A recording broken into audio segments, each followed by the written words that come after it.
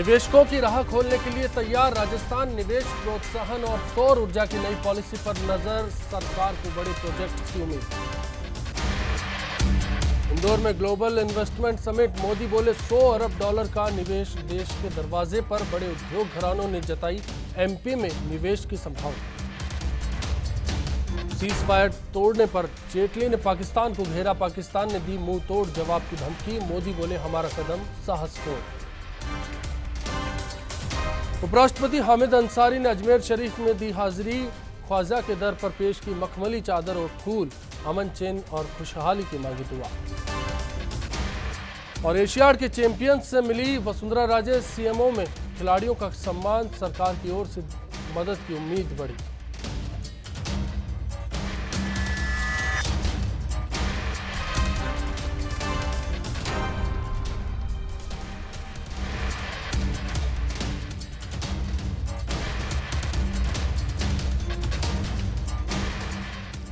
नमस्कार, मैं अश्विनी कुमार। प्रदेश सरकार ने बुधवार को निवेश प्रोत्साहन की नई नीति जारी की है। इस नीति के लागू होने के बाद उम्मीद है कि राजस्थान में नए उद्योग लगेंगे, रोजगार मिलेगा, महंगाई से लड़ना आसान होगा और मंदी की मार कम होगी। इस बीच मध्य प्रदेश में एक दूसरी तस्वीर नजर आई। इंदौर के ब्रिलियंट कन्वेंशन सेंटर में चल रही ग्लोबल इन्वेस्टर्स समिट में अंबानी, अडानी, टाटा से लेकर पेंटालून जैसे औद्योगिक घराने मध्य प्रदेश में पैसा लगाने का भरोसा जता चुके हैं। ऐसे हालात में अब सवाल ये है कि राजस्थान में किसी उद्योगपति को क्या नई निवेश नीति लुभा सकेगी। सौर ऊर्जा को लेकर किए गए प्रदेश सरकार के प्रयास क्या नए आयाम साबित करने में कामयाब साबित होंगे। नई नीति कितनी कारगर होगी विकास की तस्वीर को तैयार करने में। क्या कुछ कमियां भी हैं जिन्हें दूर किया जाना चाहिए। आपकी राय और खास मेहमानों के साथ चर्चा जारी रहेगी। देखते रहिए बिग फाइट लाइव।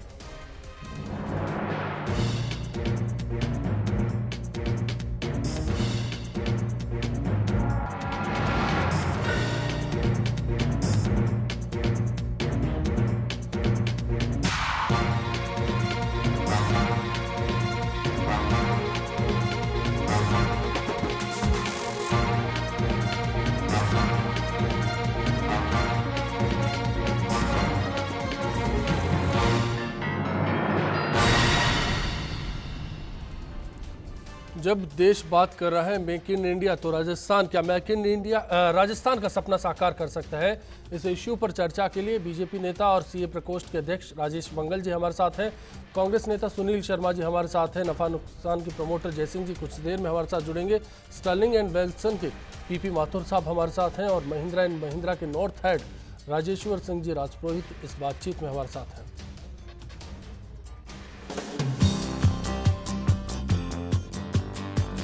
प्रदेश में वसुंधरा राजे सरकार करीब 1 साल पूरा करने जा रही है। इस बीच सरकार के फैसलों को लेकर कई सवाल उठाने वालों के लिए बुधवार को एक बड़ा फैसला हुआ। राज्य सरकार ने निवेश प्रोत्साहन की नई नीति का ऐलान किया। इस नीति के तहत निवेश में 50% तक की छूट का ऐलान है।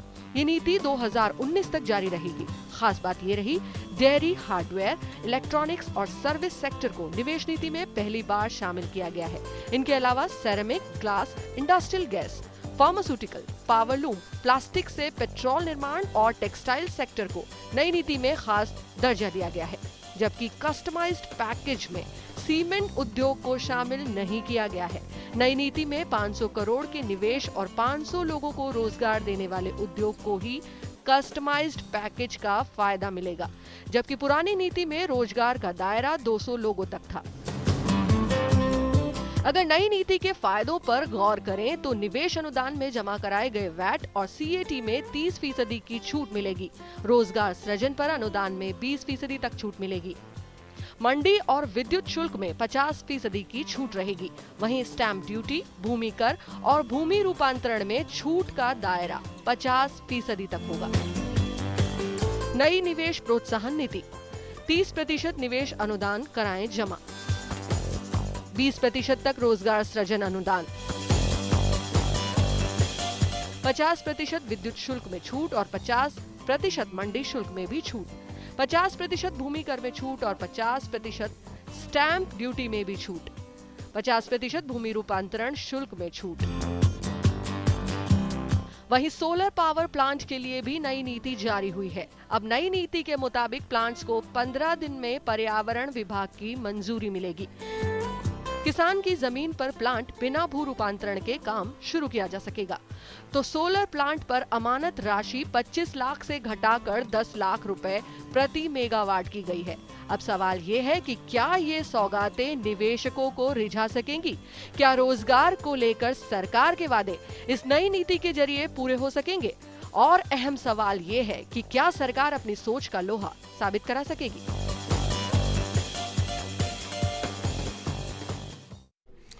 सवाल यह भी है कि 100 अरब डॉलर का अगर निवेश लाने का वादा करते हैं प्रधानमंत्री, तो राजस्थान क्या इसके लिए तैयार है? राजेश्वर सिंह जी, सबसे पहले मैं आपके पास आता हूं। महिंद्रा एंड महिंद्रा से आप जुड़े हैं। महिंद्रा सेज की बात की जा रही है। वसुंधरा राजे कहती हैं कि 1 लाख रोजगार का जरिया है महिंद्रा सेज। और अब जब नई निवेश नीति आई है उसके बाद ये तस्वीर किस तरह से आप समझते हैं? कोई चलता पद चिन्हों पर कोई पद चिन्ह बनाता है, और राजस्थान सरकार ने कुछ नए जो प्रावधान किए हैं, नई नीतियां बनाई है। और खास करके मैं जिक्र करना चाहूँगा सोलर नीति की भी, जो कल ही इन्होंने वापस लॉन्च करी है। 2011 में जो सोलर नीति बनाई थी और 2014 में आज उसका रिवीजन होता है, जिसमें राजस्थान ऑलरेडी जो है स्टेट के जो राजस्थान स्टेट जो है जी प्रदेश है वो देश के अंदर सेकंड पोजीशन ऑलरेडी रखता है। 738 मेगावाट का ऑलरेडी यहाँ पे सोलर प्लांट लग चुके हैं। और अगर हम देखा जाए कि नेशनल सोलर मिशन के अंदर जो प्लांट अभी चल रहे हैं उसके अंदर लगभग 300-350 मेगावाट और आएंगे, जिससे राजस्थान देश का सबसे बड़ा जो है सोलर हब बनने वाला है। उसको ध्यान में रखते हुए है, क्योंकि एनर्जी अगर हमारे पास में अवेलेबल रहेगी तो इंडस्ट्रियल सेक्टर नो डाउट अपने आप ही पीछे चलते आप क्या मानते हैं अगले 2019 तक की बात की जाए तो सोलर एनर्जी के जरिए आप कितना मानते हैं, कितनी बिजली मिल पाएगी, कितने मेगावाट उत्पादन होगा? राजस्थान सरकार ने जो महत्वाकांक्षी कदम उठाए हैं और सोलर नीति के अंदर जो परिवर्तन किए हैं जो कि इंडस्ट्रियल फ्रेंडली हैं, और आशा की जा रही है कि जो 25,000 मेगावाट का राजस्थान सरकार का महत्वाकांक्षी आयोजन इन्होंने शुरू किया है, इसमें डेफिनेटली जो है 25,000 मेगावाट के नज़दीक तक पहुंचने की पूरी संभावनाएं हैं। हाँ, कुछ बातों पर विशेष गौर करने की और ज़रूरत है, जिसमें कि राजस्थान सरकार या राजस्थान के अंदर जो डिस्कॉम हैं वो पावर प्रोक्योरमेंट के लिए कोई प्रोविज़न करें, या फिर जो है कि कैप्टिव यूज़ के लिए या फिर आरईसी मॉडल के अंदर जो प्लांट यहाँ लग रहे हैं उसमें थर्ड पार्टी सेल के या कैप्टिव यूज़ को जो है उनको बढ़ावा देने के लिए यहाँ पर ट्रांसमिशन जो चार्जेस हैं उनको मिनिमाइज करे, तो डेफिनेटली राजस्थान के अंदर सोलर का बहुत बड़ा सेंटर बनने की गुंजाइश है। जी, पीपी माथुर साहब, सोलर एनर्जी को लेकर जो तस्वीर अभी राजेश्वर सिंह जी ने बयान की, उससे आगे मैं जानना चाहूँगा, क्या ये सपना साकार होने का सामर्थ्य राजस्थान में है? जैसा कि जिक्र किया 25,000 मेगावाट बिजली का उत्पादन सौर ऊर्जा के जरिए, इसमें कोई शक नहीं कि 25,000 मेगावाट बहुत बड़ा टास्क है, जिसको अचीव करने के लिए काफ़ी कुछ गवर्नमेंट को भी करना पड़ेगा। कुछ पॉलिसीज़ डिक्लेयर की है जिस काफ़ी ईज आउट हुआ है, लेकिन बहुत कुछ और करना है। जैसे कि राजेश्वर ने बताया कि पावर परचेज का कोई अभी प्रावधान इसके अंदर नहीं किया गया है। जो एग्जिस्टिंग स्कीम है उसी में हमको पावर परचेज करनी पड़ेगी। इन ओपन एसेस में इन्होंने जो छूट दी है और अलॉन्ग विद आरईसी सर्टिफिकेट, उससे कुछ जरूर प्रोत्साहन मिलेगा और जो डेवलपर्स हैं वो आएंगे, इन्वेस्टमेंट करने वाले राजस्थान के अंदर जरूर आएंगे। इसके आप मानते हैं सोलर एनर्जी भरोसा दिलाएगी निवेशकों को? इस स्कीम में मेरा आंकलन है या मेरा मानना है कि कम से कम 70-80% टारगेट अचीव किया जा सकता है। राजेश मंगल जी, क्या ये काफ़ी है एक निवेशक को राजस्थान लाने के लिए? जो तस्वीर आप बताते हैं, चाहे नई निवेश को प्रोत्साहन की नई नीति हो या फिर सोलर एनर्जी को लेकर आपकी जो नीति अभी लागू हुई है, देश की आर्थिक विकास के लिए मैन्युफैक्चरिंग सेक्टर को बढ़ावा देना जरूरी था, जो कि पिछले कुछ सालों से इसकी तरफ ध्यान सरकारों का, क्या केंद्र सरकार हो चाहे राज्य सरकारें, इनका ध्यान बहुत ही कम गया था। अभी मैन्युफैक्चरिंग सेक्टर के बढ़ने से रोजगार बढ़ना, महंगाई का कम होना, प्रोडक्टिविटी बढ़ना, तो ये सब चीज़ों के लिए इन्वेस्टमेंट प्रमोशन जो पॉलिसी की है, ये एक बहुत ही अच्छा और सार्थक प्रयास है। इसमें सबसे बड़ी बात जो है कि मोटिवेशन टू द इन्वेस्टर या टू द बिग कंपनीज, जी, वो मोटिवेशन दिया है, सरकार ने अपनी मंशा जाहिर की है कि we are ready to cooperate you, we are ready to give facilities to you, please come. लेकिन जो कस्टमाइज्ड पैकेज आप देने की बात कर रहे हैं उसके साथ कुछ शर्तें भी है, क्या वो निवेशकों को झिझक पैदा नहीं करेंगे?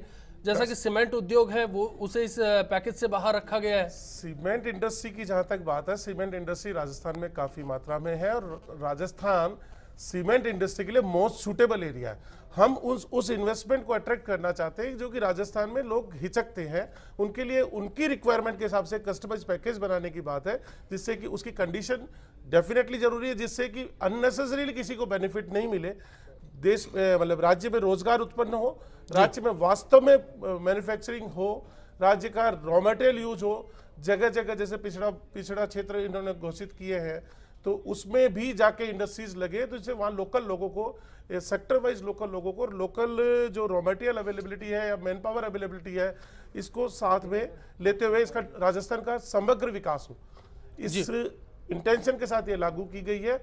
और इसका वास्तव में जमीन पे रिजल्ट आए, इसके लिए कुछ कंडीशंस लगाई गई है, वो भी नंबर ऑफ एम्प्लॉयमेंट पे या क्वांटम ऑफ इन्वेस्टमेंट पे।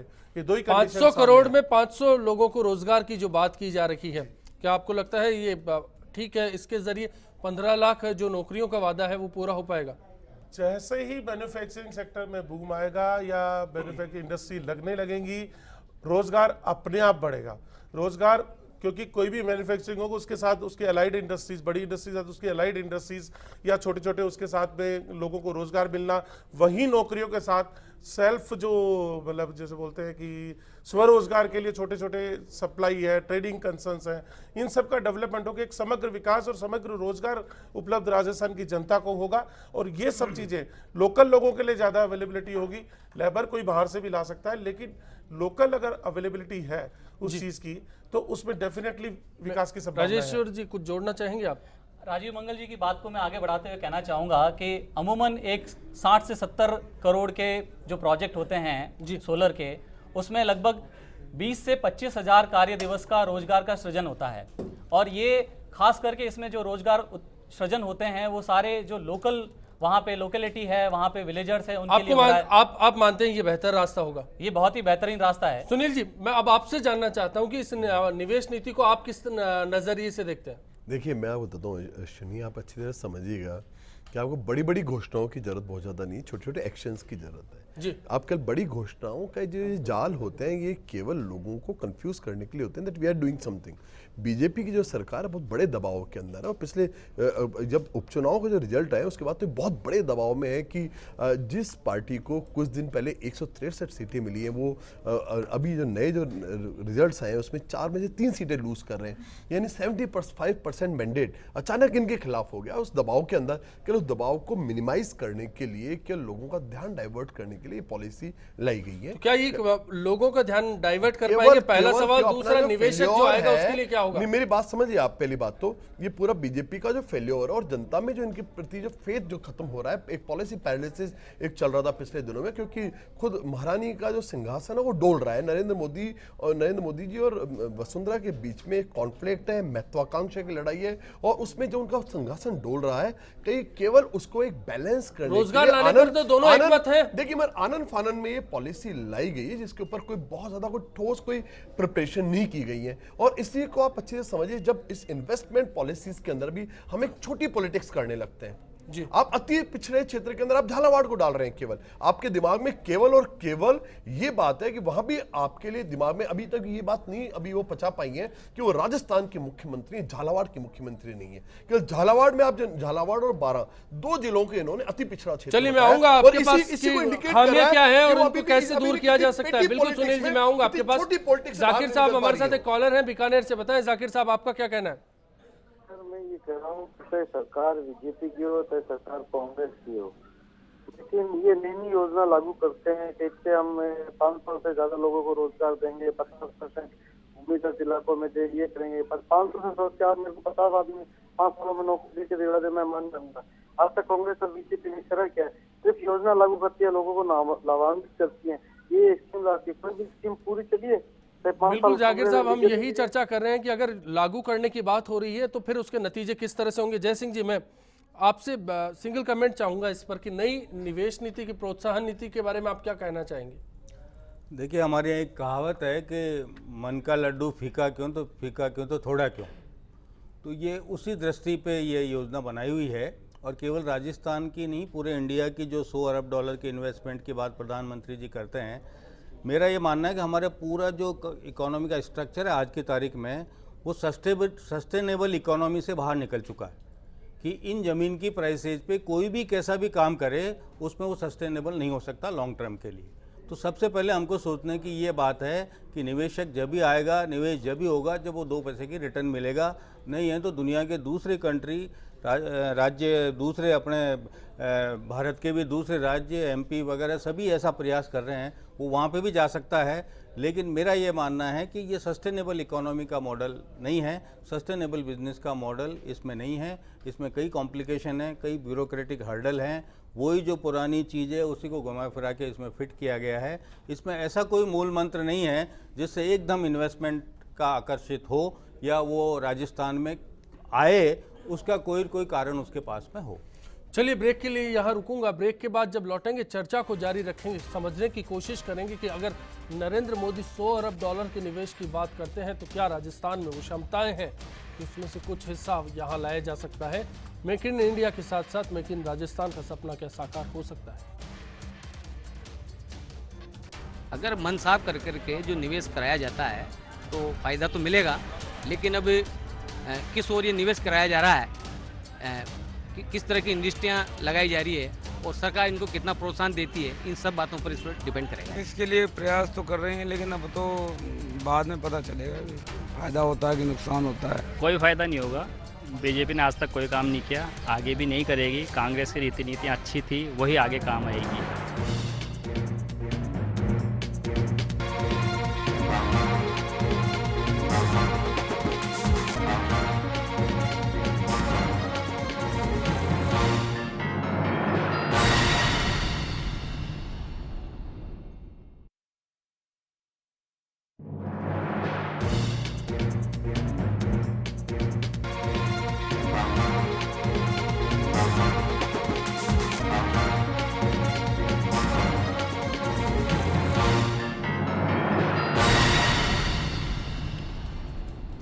बिग फाइट में आज इशू है मेक इन राजस्थान। इससे जुड़ा सवाल है, क्या निवेश की नई पॉलिसी राजस्थान में निवेशकों को आकर्षित करने के लिए ज़रूरी है?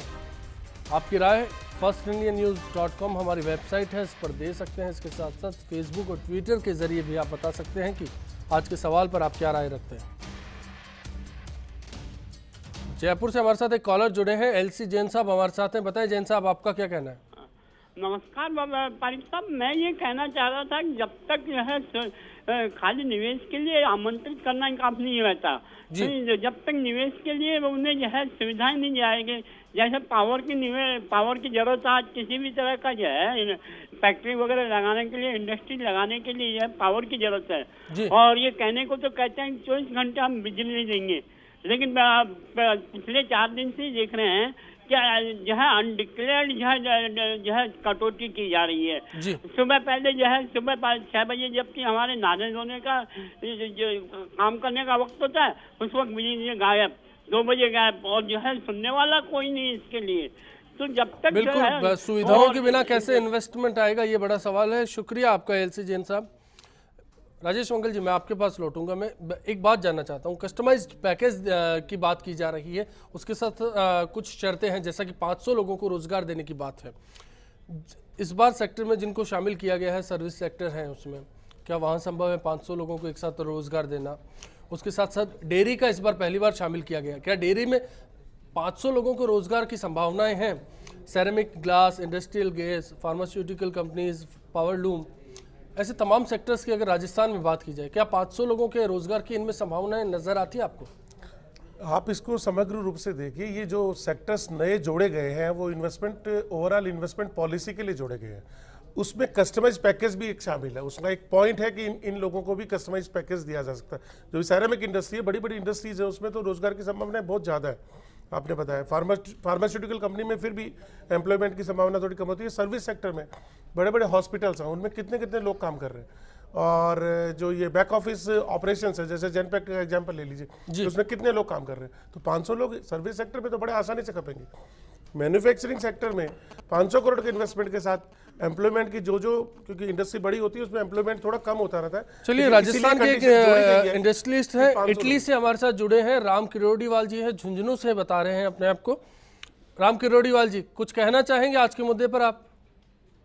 हाँ जी, नमस्ते सर। अश्विनी जी, आपका शो देख रहा था। वैसे बहुत अच्छी बात है यदि राजस्थान में वसुंधरा राजे जी कुछ इन्वेस्ट करवा पाती हैं, लेकिन जैसे कि आज ही पूरे दिन में जो घटनाएं हुई हैं, सुबह वसुंधरा राजे जी हैं वो प्रधानमंत्री मोदी जी की तरफ इशारा करके कहती हैं कि कोई ये गलतफहमी में ना रहे कि किसी एक आदमी की वजह से जीत होती है जी। और फिर दोपहर होते होते उन्होंने उस पर माफी भी मांग ली कि मेरा ये मकसद नहीं था कहने का। तो ऐसे में मनमुटाव, हमें पता है कि प्रधानमंत्री जी और राजस्थान की मुख्यमंत्री जी के बीच में कुछ दूरियां हैं, वो ऐसे में कितना इन्वेस्ट करवा पाती है, क्या लेकर आ पाती हैं, वो देखने की जरूरत है। यदि कुछ भी लेकर आती है तो वो राजस्थान के लिए अच्छी ही बात है। राजस्थान में आप मानते हैं किसी क्षेत्र में निवेश की संभावनाएं हैं राजस्थान में? निवेश की संभावनाएं तो बहुत हैं जी, निवेश की संभावनाएं तो हैं। सोलर में तो सबसे ज्यादा है। आज राजस्थान में बिजली की बहुत कमी है। शुक्रिया राम किरोड़ीवाल जी बिग फाइट से जुड़ने के लिए आपका। सोलर में संभावनाएं हैं, लेकिन जो आप 25,000 मेगावाट का एक प्रोजेक्ट बता रहे हैं, एक सपना है, कैसे पूरा कर पाएंगे? मैं पहले राम किरोड़ीवाल जी की बात को आगे लेते हुए कहना चाहूँगा कि नरेंद्र मोदी में और वसुंधरा राजे में क्या समानताएं हैं, उनमें से एक सबसे बड़ा मुद्दा जो है सोलर है। नरेंद्र मोदी जी ने अभी पिछले दिनों यूएसए की विजिट के अंदर वहाँ पे वर्ल्ड बैंक से रिक्वेस्ट करी थी कि वहाँ पे कंसेशनल फंड जो है रिन्यूएबल एनर्जी के डेवलपमेंट के लिए दिया जाए, और जिसका क्रियान्वयन हो भी रहा है। ये एक बहुत बड़ी उपलब्धि है राजस्थान स्टेट के लिए कि जहाँ 2010 के अंदर नेशनल सोलर पॉलिसी जो है 20,000 मेगावाट तक आके रुक गई थी, और आज जो है राजस्थान सरकार 25,000 मेगावाट की महत्वाकांक्षी योजना हाथ में लेती है। ये संभव है अल्ट्रा मेगा पावर प्रोजेक्ट्स के द्वारा, ये संभव है सोलर थर्मल पावर प्रोजेक्ट। लेकिन अगर मांग और आपूर्ति में अंतर देखा जाए तो अगस्त के आंकड़ों की बात कर रहा हूं, करीब 400 लाख यूनिट का अंतर है। पूरा डोमेस्टिक हो, इंडस्ट्रियल हो, तो आपको नहीं लगता कि ये बड़ा जो बैक है उसके कारण इन्वेस्टमेंट प्रभावित होगा? जयसिंह जी, आपकी क्या राय है इस बारे में? नहीं, वो डिमांड तो हम देखेंगे कि आने वाले 2 साल में वो डिमांड खत्म हो जाएगी। आप जी, ये उल्टा सीन चालू हो जाएगा। अभी हमारा जो पूरा कंट्री का जो साइकिल है वो इन्वेस्टमेंट से एक्सपेंडिचर इकोनॉमी में कन्वर्जन हो रहा है। जैसे इन्वेस्टमेंट गायब होगा, एक्सपेंडिचर बढ़ेगा, वो आपका जो डिमांड है वो पिटर्स ऑफ हो जाएगी और कोई भी प्रोजेक्ट वाइबल नहीं होगा। तो हम जो जिस मनी इकोनॉमी के साइकिल में हम एंटर हो चुके हैं उसकी नीयत को भी समझना पॉलिसी मेकिंग के लिए जरूरी है कि अगर 2 साल में साइकिल ही खत्म हो जाएगा, इस पॉलिसी मेकिंग में इस बात को दरकिनार किया गया। ये सब पुराने आप जितने प्रोजेक्ट लगाए उन सब के आप एरिया निकाल देंगे, आपको 50% ये रिबेट दी थी, ये रिबेट दी थी, ये है, तो इसके लिए कोई इन्वेस्टमेंट नहीं आता। वो क्लियर पॉलिसी होनी चाहिए, हर्डल लेस पॉलिसी होनी चाहिए, उसमें इन्वेस्टमेंट आता है। दुनिया 20 साल में तेज़ी से बदल गई है, हर कंट्री को इन्वेस्टमेंट चाहिए, हर स्टेट को इन्वेस्टमेंट चाहिए, वो चीज़ हमको दिमाग में रखनी चाहिए। और ज़रूरी नहीं आप सोलर पे जाएं, राजस्थान का क्या पोटेंशियल है, दूसरा टूरिज्म का इतना बड़ा पोटेंशियल है, आप तो उस पर स्ट्रेंथन करिए ना। उस पर ध्यान नहीं दिया गया। मैं राजेश जी से इस पर जवाब लूंगा, उससे पहले सुनील जी कुछ कहना चाह रहे हैं आप? देखिए, मैं आपको एक बात बताता हूँ, इकोनॉमिक्स, मॉडर्न इकोनॉमिक्स जब चालू होती है तो Adam Smith wealth of nation में 300 साल पहले एक बड़ी अच्छी बात कहते हैं कि जो भी मुल्क अपने आप हर्डल लेस कैपिटल इनफ्लो को अलाउ करेगा वही सुपर पावर बन जाएगा। अब प्रश्न यहाँ केवल इतना सा बनता है कि क्या हमारी सरकारें उस हर्डल्स को हटाने के लिए मेंटली प्रिपेयर हैं क्या, और उसके लिए उन्हें अपनी पावर शेड करनी पड़ेगी। हमारी बेसिक जो प्रॉब्लम है वो सारी प्रॉब्लम्स पॉलिटिको इकोनॉमी ये हमारी प्रॉब्लम है, गवर्नमेंट पावर शेड करने को तैयार नहीं, क्योंकि गवर्नमेंट्स के को सच्ची बात तो ये है कि जब तक उस पावर शेडिंग के लिए मेंटली आप प्रिपेयर नहीं होंगे, और विशेषकर राजस्थान तो एक ऐसी भूमि है जहां पे हमारी बड़ी एक टिपिकल ढंग का माइंडसेट है, जहां इस ढंग की कहावतें कि अम्बा नींबू बाणियां कट बीचा रस दे, जहाँ इस ढंग का माइंडसेट हमारा रहा हो, वहाँ आप माइंडसेट बदले बिना आप किसी भी ढंग की पॉलिसी लेके आए।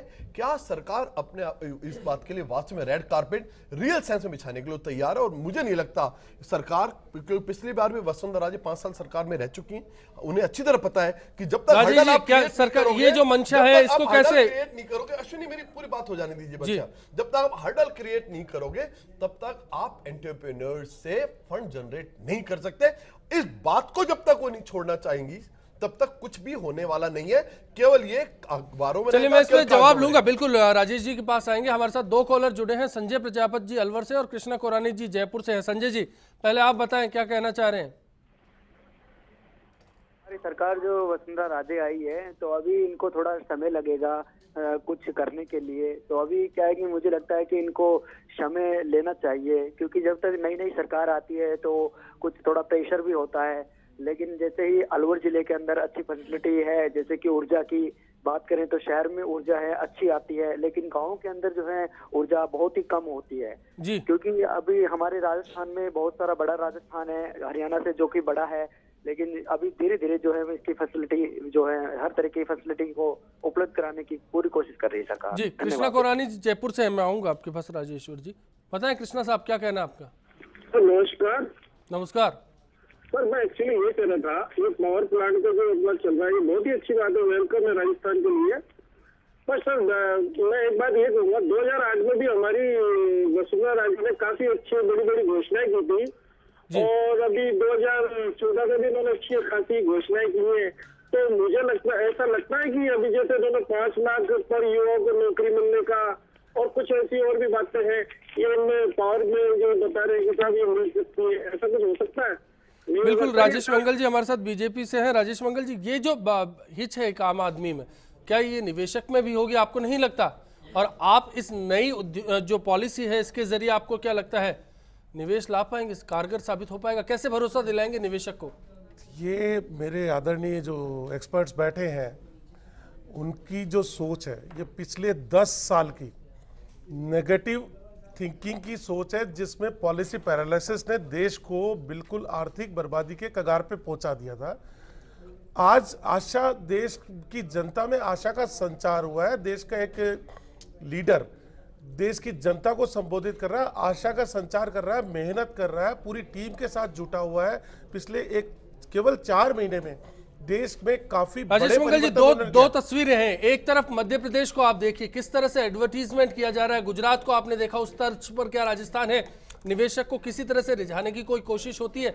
शिवराज सिंह 1 महीने पहले से एडवर्टीजमेंट करके उस निवेशक को रिझाने की कोशिश करते हैं। समिट होती है, उस समिट में लोगों को बुलाया जाता है, खासतौर पर उनको बुलाया जाता है जो निवेश को प्रैक्टिकली समझ सकते हैं, और फिर उसमें मिलता भी है। 13 कानून जो लगते थे उसमें से केवल 3 कानून वहाँ पे नए इन्वेस्टमेंट के लिए रखे हैं।